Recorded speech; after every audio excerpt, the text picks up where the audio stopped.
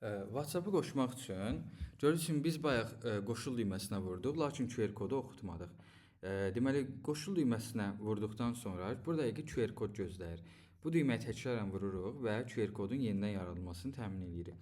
Telefondan deməli sağ küncdə 3 düyməyə, 3 nöqtəyə vurduqdan sonra bağlı cihazlara klikləyib cihazı bağla düyməsinə klikləyirik və təsdiq etdikdən sonra artıq bizə bir kamera ekranı qarşılayır və gəlib QR kodu oxuduruq.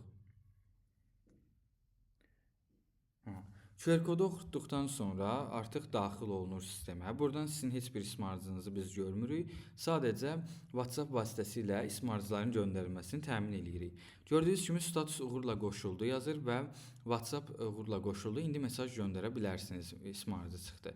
Artıq mən bu şəxsi seçib istədiyim qədər şəxs seçə bilərəm. Seçilənlərə göndər düyməsinə kliklədikdə bir qonaq üçün göndərmə növbəyə əlavə edildi. Burada əməliyyat belə icra olunur ki, həmin şəxsin daxil olacağı link sistem daxil olur və oradan screenshot edərək onun WhatsApp nömrəsinə bu ismarıcı göndərir.